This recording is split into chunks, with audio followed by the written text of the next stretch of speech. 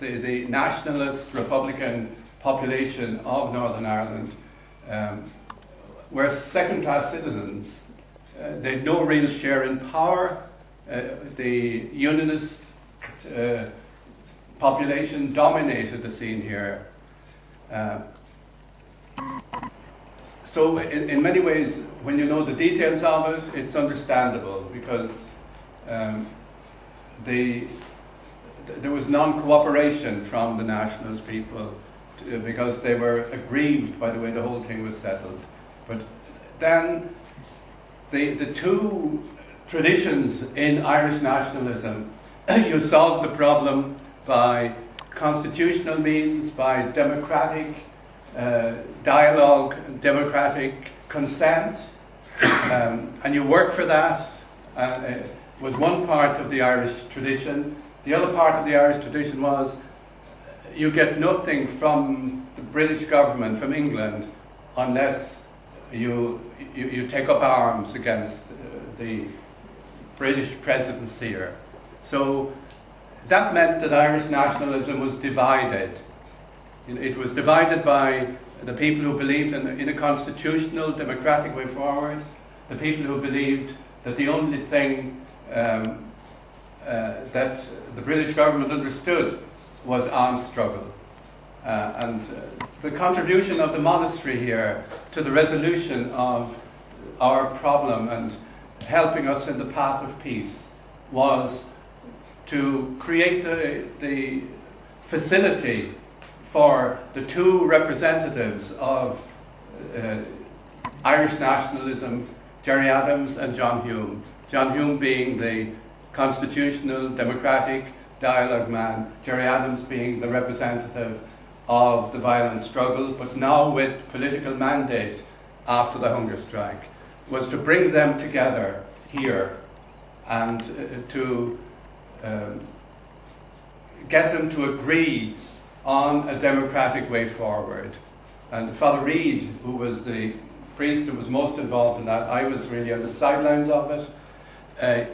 He was in the monastery here for about 40 years. He's now retired in Dublin. It was he brought Gerry Adams and John Hume together, first here in the monastery in what we call Parlour 4, just in the corridor there as you come down, and then meeting in John Hume's house in Derry from time to time as well. And Father Reid kept a link with the Dublin government, first of all with Charlie Haughey as the Irish Prime Minister, and then with Albert Reynolds.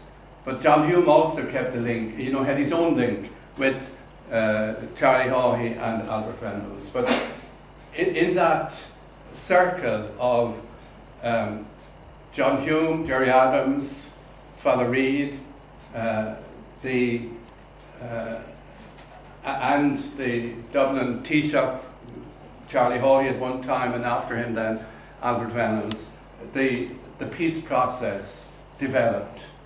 And it developed in bringing to completion what we call the Downing Street Declaration.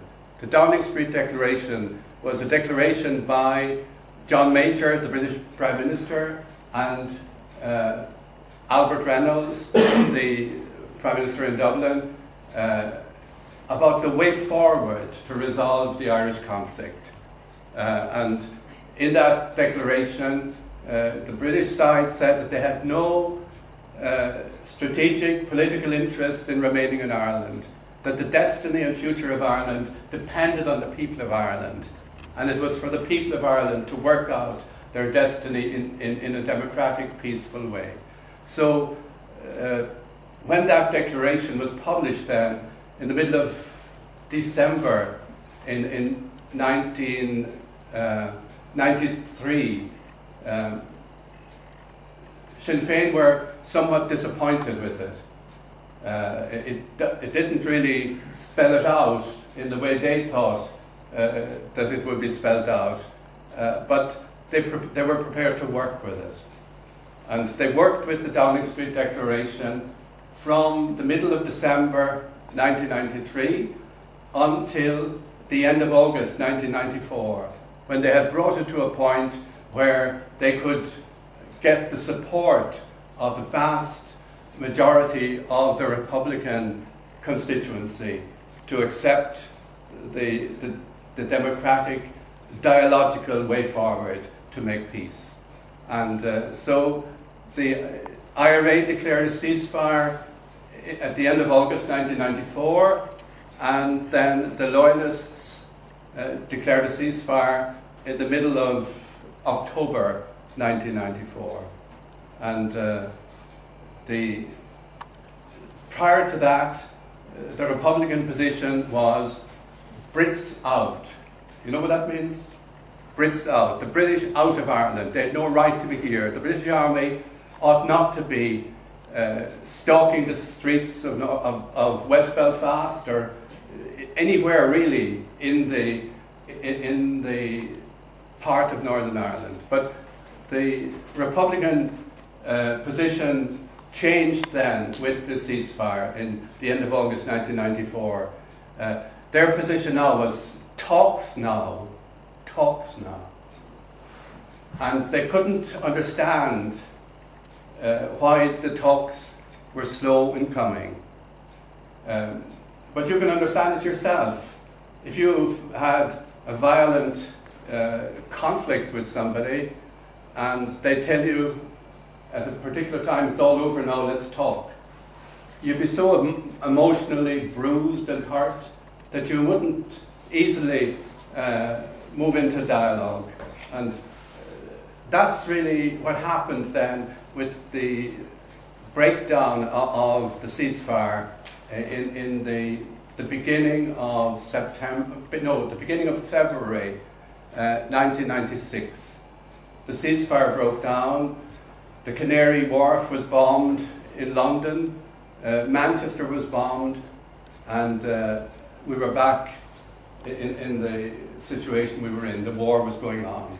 And then Tony Blair came to power in 1997, and very shortly after Tony Blair came into power, the ceasefire was, IRA's ceasefire was back in position, and the conversations then began that led up to the Anglo-Irish Agreement in April, Good Friday 1998.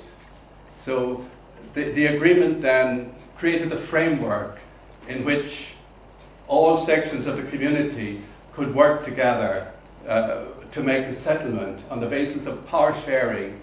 And there was one hitch, that was that the Democratic Unionist Party, Gerry Adams' party, never played any part in the lead up to the Anglo-Irish Agreement in 1998.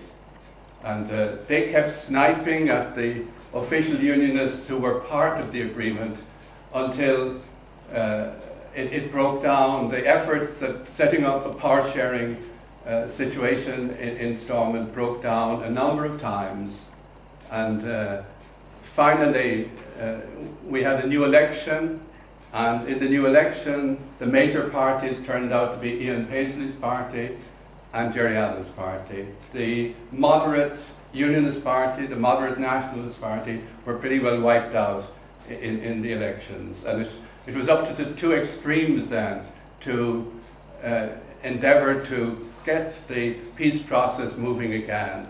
And they achieved that in 2007, I think in May 2007. But that's roughly where we are. Our little part in it, in the monastery here, was facilitating dialogue between the two sides of Irish nationalism at a time when nobody would talk to the armed struggle form of Irish nationalism.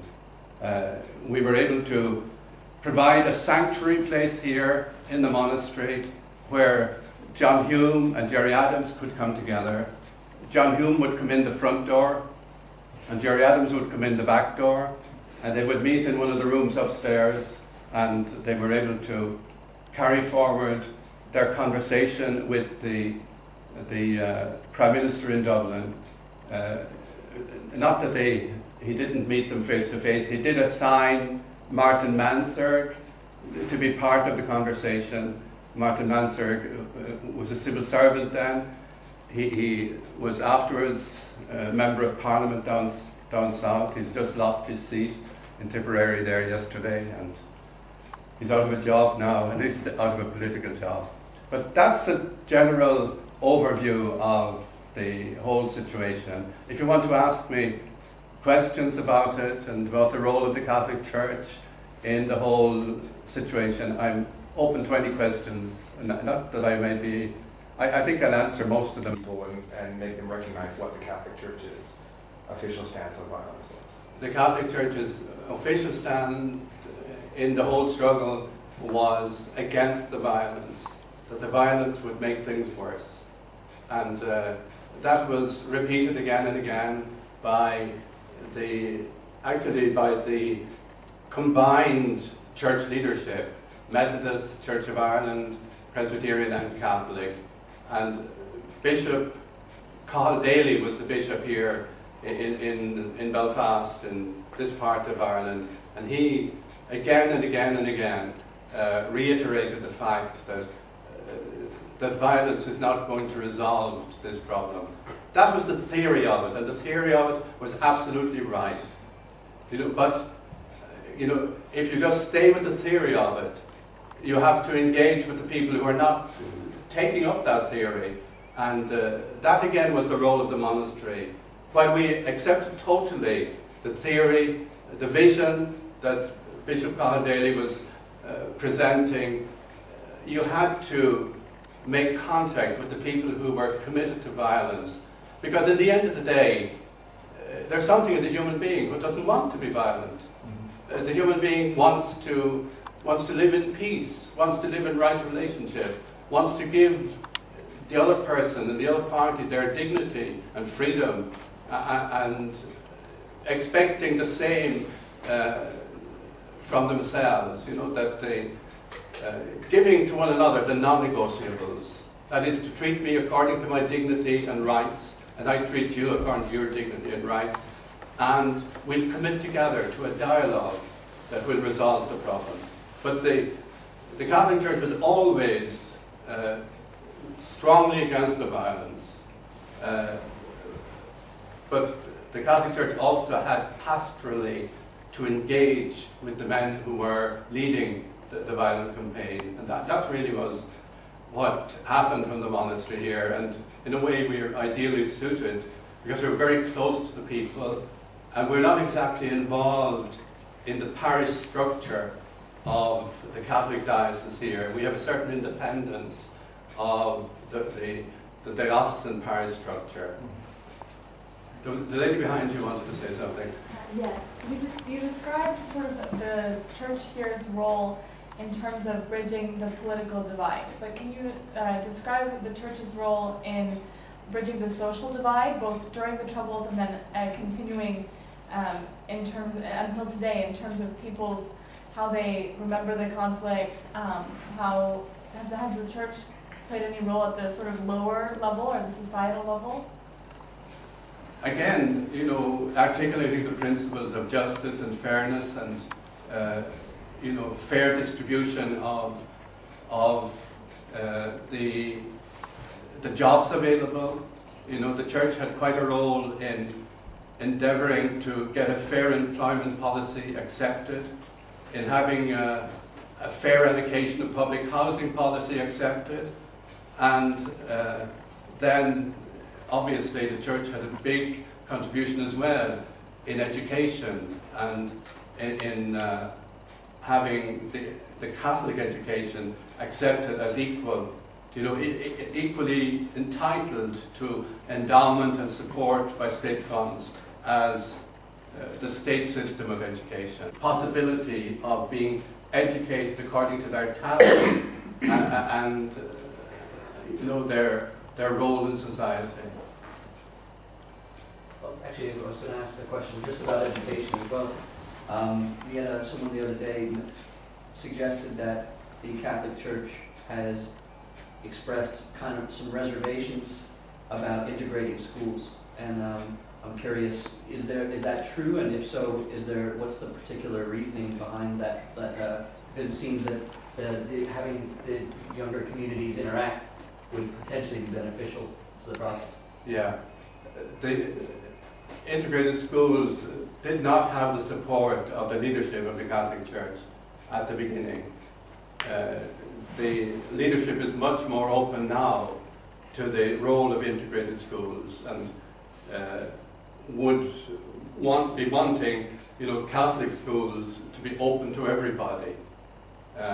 But the societal divide here is so deep, that again can be fine in theory, but it's difficult to work it out in practice. And unless you, kind of busing people, as they did long ago in Boston, from one part of the city to another, wouldn't solve the problem of segregated education here. Segregated education is related to the way the communities are structured, and the way they came to be structured as a result of the conflict. The conflict divided the people very, very deeply. There isn't a Catholic living at the other side of that wall. You came along by the wall, didn't you? Mm-hmm. Yeah, and there's scarcely a Protestant living at this side of the wall. So how to shape an education system that meets that kind of demographic layout of people, or structure of people, it's difficult. But there is much more. There's much more openness. Like I know that Bishop Noel Traynor, who is the present Bishop of Donegal, he recently visited Lagan College, and was there for a day with the teachers and students. That's a big, big acknowledgement of the contribution of the integrated school system to the to the resolution of Northern Ireland's problems. But big things have happened in the schools, and one of them is the change of the curriculum. State schools never studied anything of Irish history in time past. They studied British history, but not the history of Ireland, not the history of the relationship of Britain and Ireland. Because had they studied the history of the relationship of Britain and Ireland, it would come to be a critique of the unionist hegemony, in this part of Ireland. But now, the curriculum is different. The curriculum is an open curriculum with the history of Ireland in all the schools. And that's a mighty change. And that's looking to the future, where we are being shaped to have a shared future for a community that was for so long in a very, very violent conflict, one side with the other. So you mentioned the demographic distribution, Protestant, Catholic, and you talked about the future. So what action, like the Catholic Church or the Protestant Church, are taking now or for the future to get there? To bring those communities together. Yeah. Many small steps. Many small steps. That's one side of it. But there is a growing respect for one another as churches. And there is a lot of grassroots contact between local congregations of the church. This morning, a group from here, or two groups from here, were at the morning service of two Methodist churches. One of them in Sandy Row, which would be traditionally a very, very unionist community. There wouldn't be a Catholic living in Sandy Row.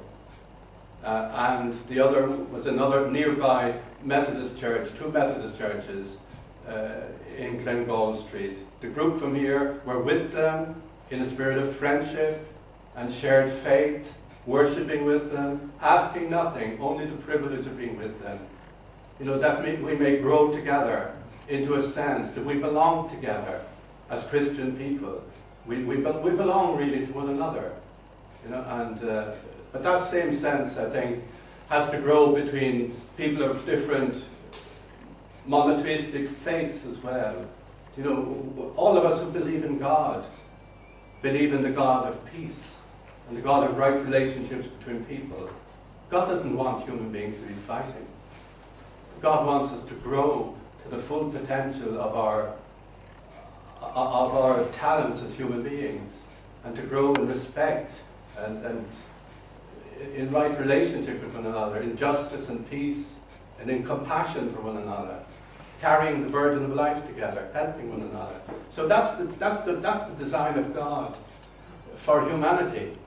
So there is a possibility of a tremendous energy for peace to come from the monotheistic faiths, Islam, Christianity, Judaism, working together for peace, working together for justice. I know there are places in the world where there are tremendous conflicts, but once you think of God's purpose and God's plan, that gives you hope, and you can go nowhere without hope. When I came to live here in 1983, people would say to me, just ordinary people, they'll always be fighting here, they'll always be fighting here. It was always so, they were always fighting. But I could never accept that, because it's not what we were created for. We were created to live in right relationships and in justice and in peace with one another. And you look and find what contribution you can make to God's reconciling will for all humankind. Is there any worry? I mean, there have been a lot of problems, obviously, with the diocese in the Republic right now, with sort of, you know, because of scandals in the church and sort of lessening church membership.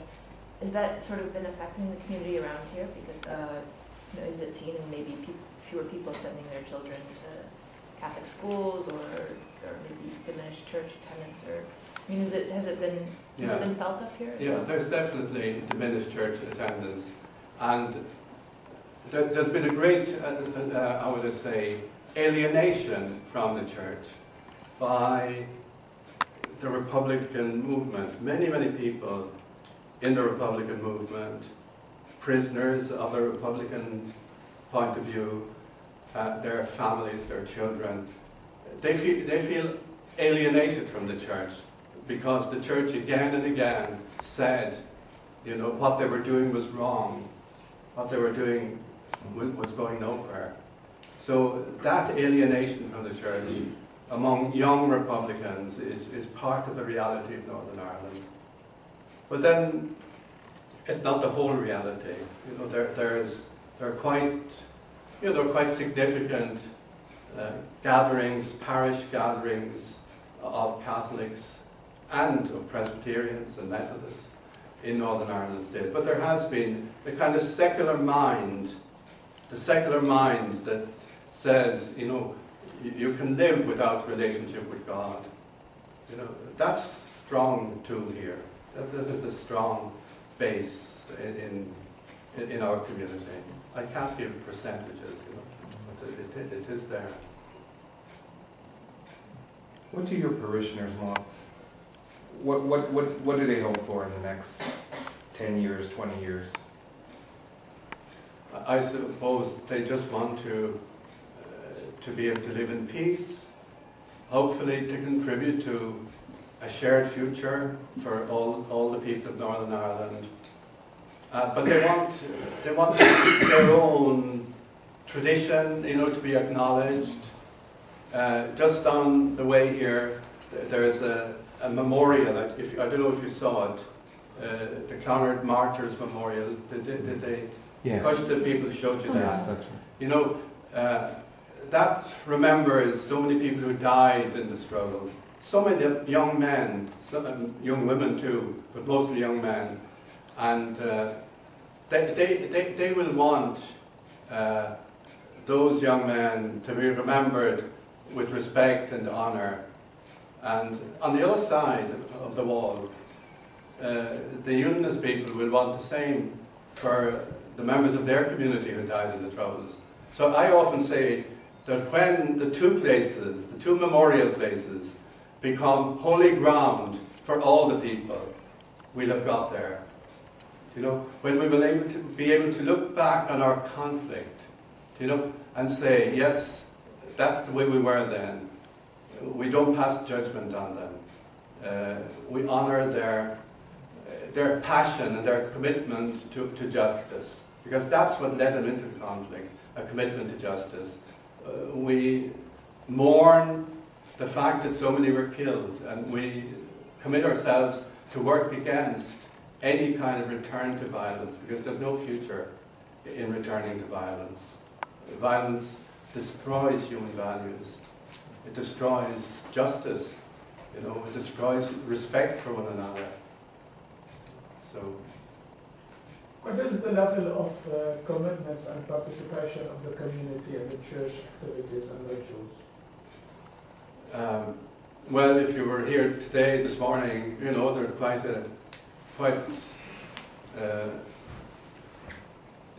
quite big congregations in that church 3 times today. 9:30, 11:30, 9:30, and 12:30. But there will be lots of people who wouldn't come to church each week. A number of them who might come once a month. A number of them who come then a few times in the year. But the church and the Christian community and the worshipping community are very important parts of the Northern Ireland social reality. You know, and for us who want to try to reach out to people on the Unionist side, their gatherings for worship are very, very important to us, because by going and being with them in friendship and faith on a Sunday morning, we're in a gentle and simple and yet profound way, we're helping to change relationships, helping to change the way we perceive one another. So I would think that gatherings for worship are a significant part of the life of Northern Ireland, you know, whether it be Catholic or Protestant. You know, that's the way we are. We're a religious people, but with a lot of the secular mind represented among us as well. In addition to worshiping together, is the monastery involved in other efforts to reach out and engage in the healing process with the Unionists? You would have people working together, say, in Habitat for Humanity, you know, in social projects like that, whether here in the north of Ireland, or going overseas, maybe to might be to Uganda, Zambia, somewhere like that. They would go together to work on these social projects. The more the merrier, you know, but those kind of projects are here. Not enough of them, maybe.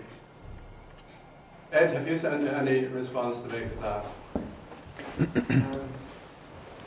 Maybe through our relationship with a particular congregation, we have a special friendship with Fitzroy Presbyterian Church, and we would have a fellowship with them where we would often try to organize a whole range of different events and activities that would bring people from the different communities together, whether they be issues of housing or education or human rights or a whole range of different activities. So, and that friendship is very important, and it's really what our hope is, that by those little visits, by Catholics going to worship or to be with Protestant congregations on a Sunday morning, that over time, if they do that 2 or 3 times in a year, that over some years, that the friendship will grow, and then the opportunity to do more than just be together in worship on a Sunday morning, but to kind of see where are they being called as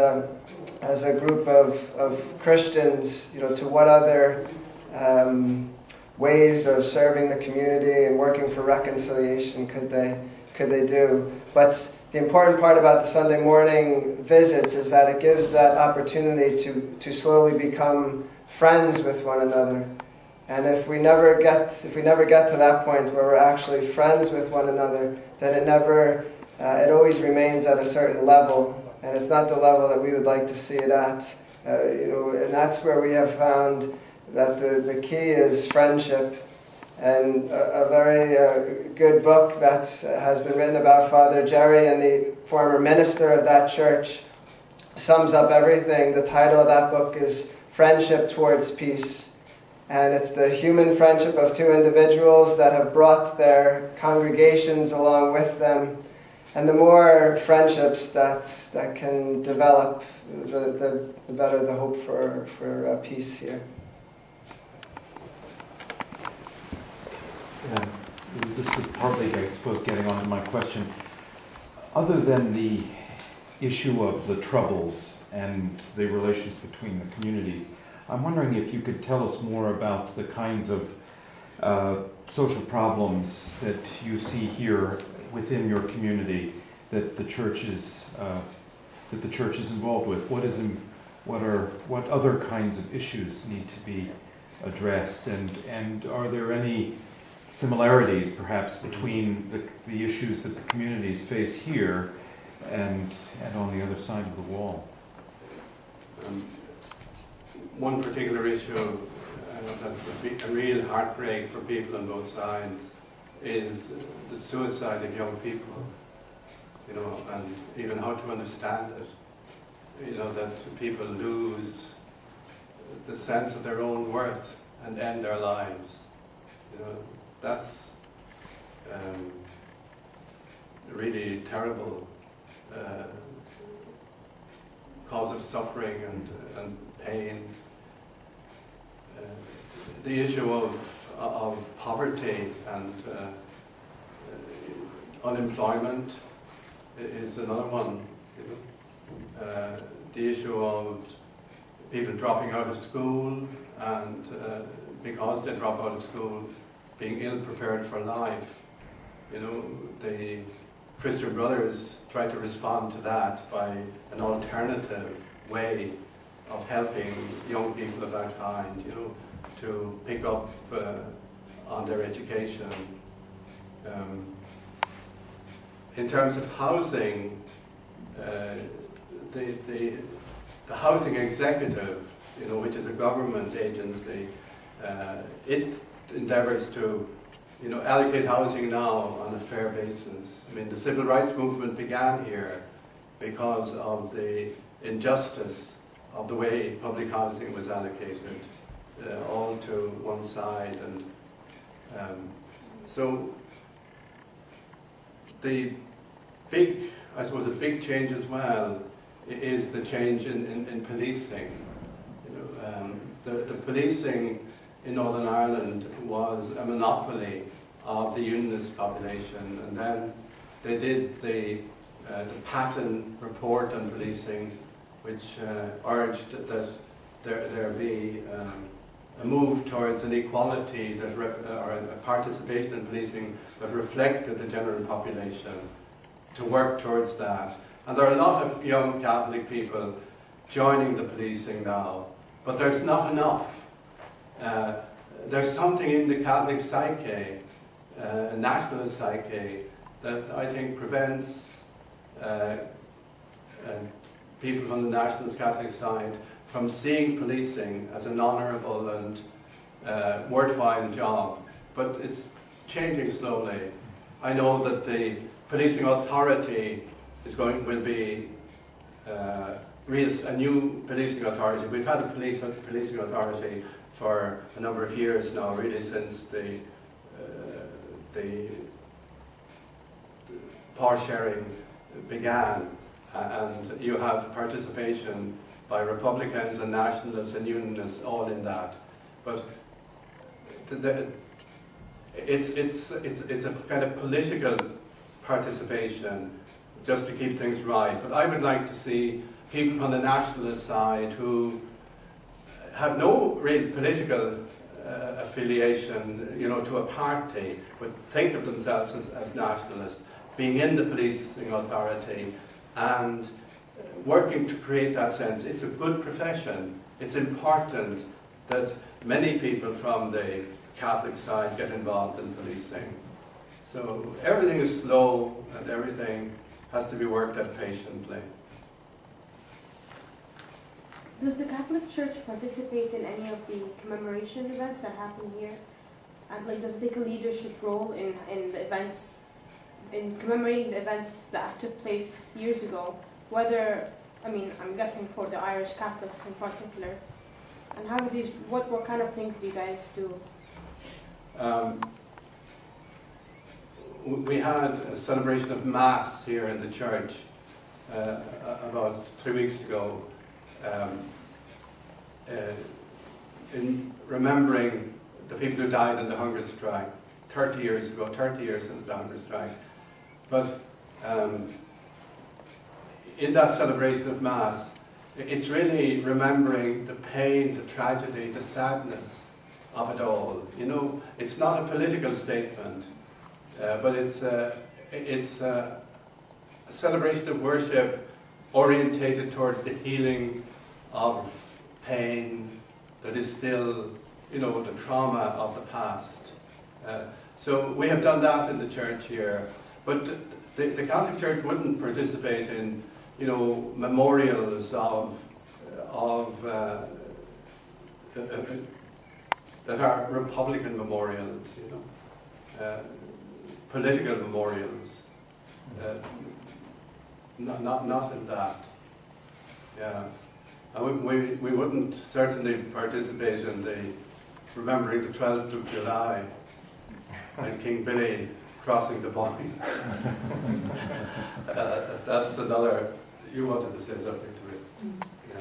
I'm wondering about when we're talking about the healing process, the part that forgiveness plays in that, and what your perceptions are about the community being able to move forward. Yes. Is there a possibility for forgiveness, or is it that it needs to be?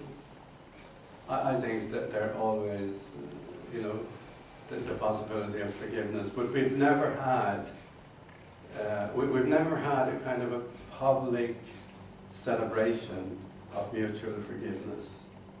You know, that maybe we're not there yet. But I think forgiveness has happened in individual people. I remember a particular situation here, not quite a number of years ago now, being at a Bible study myself with a number of others in the parlour there, and it had just a statement in the second letter of St. Paul to the Corinthians.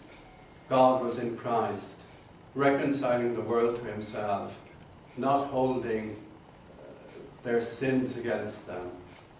And I remember it touching me really profoundly, because it showed me up to myself, you know, that I was in a position or in a place where I was holding their sins against the other side, you know, and I think that's the process of forgiveness, and forgiving myself for being like that, but trying to move forward. I remember when the ceasefire broke down, because it was such a tragic loss, you know, we were moving towards talks, and the Republicans got impatient that the talks weren't coming faster.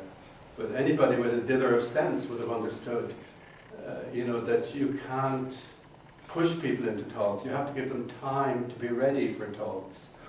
And then the ceasefire broke down, and I remember, you know, reflecting on that myself and being so very, very angry. And again, it's a text in the Sermon on the Mount. You know, you must put no bounds to your love, just as the Heavenly Father sets no bounds to his love. And it does, that kind of word of God helped me to open up in a deeper level to the Republicans, you know. not to hold what they had done against them, but to try to move forward, to create the justice and peace of right relationships. So I think forgiveness is a personal journey, but I think forgiveness also is a communal reality. There is a sense in which, in the little, we call them unity pilgrimages that we make to being with, say, a Church of Ireland or a Presbyterian or a Methodist church on a Sunday morning, you know, there's an implicit forgiveness in that. We hold nothing against you, or nothing against your people. We want just to move forward towards reconciliation, to working together for a shared future. So, kind of forgiveness is implicit in many things that are done, but it's not.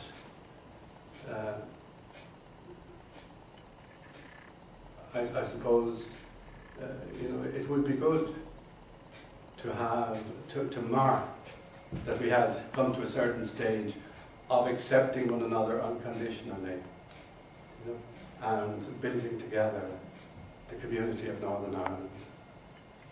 But we haven't, we're not there. But maybe there's something else that we do and we've begun to do. It's you know, the great celebration for Christians of mutual forgiveness is to share in the Holy Communion service together. You know, this is my body given for you. This is my blood shed for you.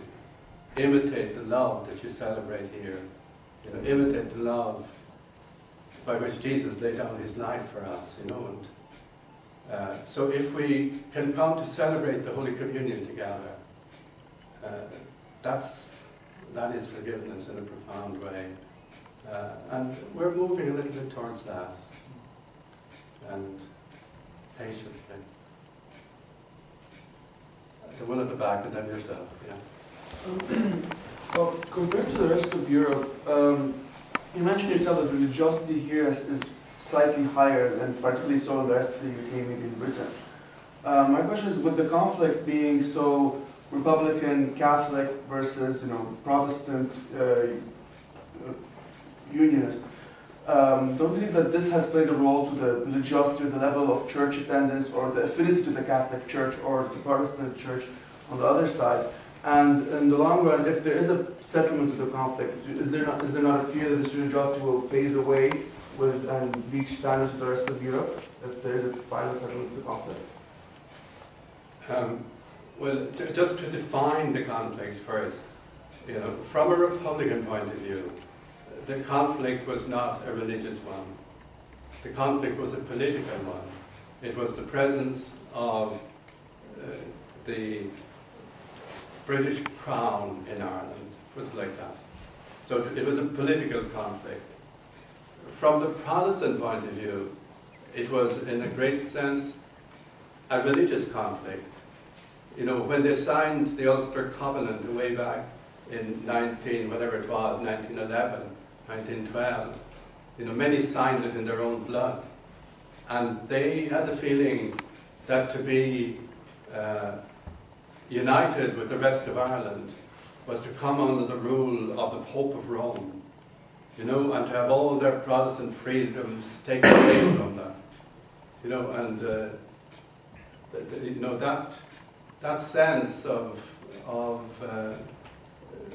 the Roman Catholic Church not being free, you know, and that would be very strong, and a resistance to have anything to do with people who were Roman Catholic.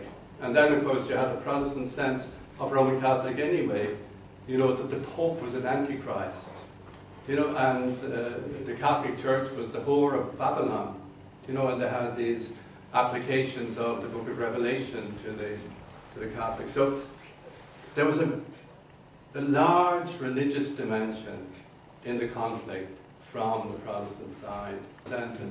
Representation of the normal kind in the Catholic, in the Republican Catholic nationalist side. So, but the religious dimension was never on the nationalist side anything as strong and as powerful as it was on the Protestant Unionist side. So when the conflict is over, hopefully, my hope is that we'll all be more truly religious, you know, and we will practice the universal law of brotherly love and sisterly love for one another. You know, that we will have a purified faith, you know, and that the faith will be strong as a dimension in Northern Ireland, and reconciled churches in Northern Ireland will have a role worldwide that will be significant and important for the whole Christian church worldwide. You know, that we've given Christianity such a bad name, you know, in the way the whole situation was reported here, that I think the Lord in His mercy will enable us to give Christianity a good name by the changes that we will bring about in our relationships with one another. Their ministry to the parishes. I would say it's not really in the parishes. You know, there would be individual priests who would carry this passion, but it's not right across the board. There is an ecumenical commission in the diocese, which is, you know, designed to create that openness towards other Christian churches. It's not very effective, not very alive. How the priests, or we call it the ecumenical and peace ministry, developed here, I suppose it developed around Alec Reid. Alec, who was here and who was involved in many resolution of conflicts within the Republican movement, within branches of the Republican movement, and was always trying to prevent the next person getting killed. That's what he said. That was his motivation. I want to stop the next person getting killed, and trying to get a movement for peace that had to be on the basis of creating dialogue. And so that he was, in a way, the beginning of the peace ministry, and that going back right into the beginning of the 1980s. I remember when I came here in '83, talking to Father Alec and asking him, what is it we can do to end violence? And he said, there is only one way forward, and that is the way of dialogue, the way of really listening to one another. And that dialogue opens the way for the Spirit of God to work in human history. You know, and so it's that dialogue, but with a conviction that the Spirit of God is with you, that the grace of God is with you. That was how the kind of ecumenical peace ministry began here. And I suppose when I came then, I was endeavouring to involve other churches as much as I possibly could bringing them into relationship with one another to the house, with the intent of giving it to the guy's mother. And we went through the peace line gate, which was open at that time, and it was only about 150 yards away. And there were young men gathered around the door of the house, and they just pulled back. The father of the man who was killed came and welcomed me, and welcomed Sam Birch, the minister who was with me, and brought us into the kitchen. And the mother, Peggy Taggart, was sitting with some of her neighbours drinking tea. She just stood up and threw her arms around me, and I then opened the little wrapping I had with shutters at the face of Jesus, the carving. And I'll always remember her, the way she held that simple carving, and her tears falling down on it, and my tears falling down on it. And it was just one of these moments of unity and reconciliation that are just part of my life, my memory, It was the first time Sam Birch and I ever went to a bereaved family together. And after that, we went many times to bereaved families on the Protestant side and on the Catholic side. We would go together. And there was something profoundly right about clergy from both sides going together to the bereaved family. You know, I wasn't going as a Catholic just to the Catholics, but we were going together, Methodist and Catholic, to the bereaved family. And we did a lot of that in those years, in the 1980s. Your fellow man and woman on the basis of deep respect, you know, and to honor one another, things that are based on justice and peace. You know, but war, there's no such thing as a holy war. You know, every war is unholy. You know, every war is contrary to the purposes of God. You know, I think all faiths will say that in their deepest, most authentic articulation. Wonderful end to a very long day for us, and thank you for sharing these stories. I think that, you know, many of our students are from a number of different faiths and from all over the world, and I think you've really helped them to understand, you know, the role that religion can play in resolving these types of conflicts. So thank you very much.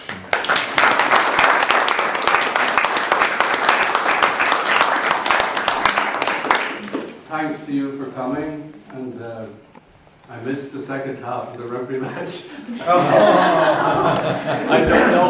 I don't know whether Scotland won or Ireland won. Of Ireland, of course. I'm glad